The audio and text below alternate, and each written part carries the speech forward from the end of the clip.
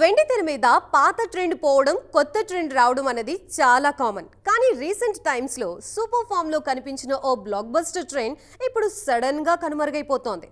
Block buster ఇచ్చిన ఆ formula sudden గా వెనకబడిపోయింది. ఏంటి ఆ ఫార్ములా అనుకుంటున్నారా? అయితే watch the story.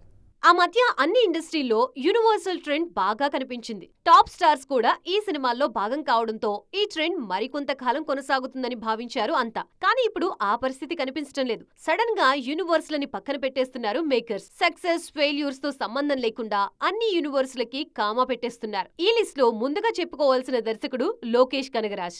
Drug mafia back drop లో వరుస సినిమాలు చేసిన లోకేష్ ఆ యూనివర్స్ లో కమల్ హాసన్, విజయ్, కార్తీ, సూర్య లాంటి స్టార్స్ ని భాగం చేశారు. ఇదే యూనివర్స్ నుంచి మరిన్ని సినిమాలు వస్తాయనుకుంటున్న టైంలో సడన్ గా ఎల్సీయూని పక్కన పెట్టి స్టాండ్ లోన్ మూవీస్ చేస్తున్నారు. బాలీవుడ్ లో కనక వర్షం కురిపించిన వైఆర్ఎఫ్ స్పై యూనివర్స్ కూడా కష్టాల్లో పడింది. పఠాన్ తర్వాత చేసిన టైగర్ 3, వార్ 2 డిజాస్టర్ కావడంతో ఈ యూనివర్స్ ని పక్కన పెట్టేసే ఆలోచనలో ఉంది వైఆర్ఎఫ్ టీమ్. ఆల్రెడీ అనౌన్స్ అయిన టైగర్ వర్సెస్ పఠాన్ సినిమాని కూడా ఆపేసింది. ప్రెజెంట్ రిలీజ్ కి రెడీ అవుతున్న ఆల్ఫా రిజల్ట్స్ తో స్పై యూనివర్స్ ఫ్యూచర్ ఏంటో తేలిపోతోంది. టాలీవుడ్ లోనూ పరిస్థితి ఇలాగే ఉంది. హనుమాన్ తర్వాత సినిమాటిక్ యూనివర్స్ ని గ్రాండ్ గా అనౌన్స్ చేసిన ప్రశాంత్ వర్మ తర్వాత సైలెంట్ అయిపోయారు. హిట్ యూనివర్స్ లో వరుస సినిమాలుంటాయని చెప్పిన శైలేష్ కూడా రూట్ మార్చారు. ఇలా యూనివర్స్ లో బిల్డ్ చేస్తున్న దర్శకులంతా స్టాండ్ లోన్ మూవీస్ కి షిఫ్ట్ అవుతూ ఉండటంతో ఇక యూనివర్స్ లో ట్రెండ్ కి బ్రేక్ పడినట్లే అని ఫీల్ అవుతున్నారు ఇండస్ట్రీ జనాలు.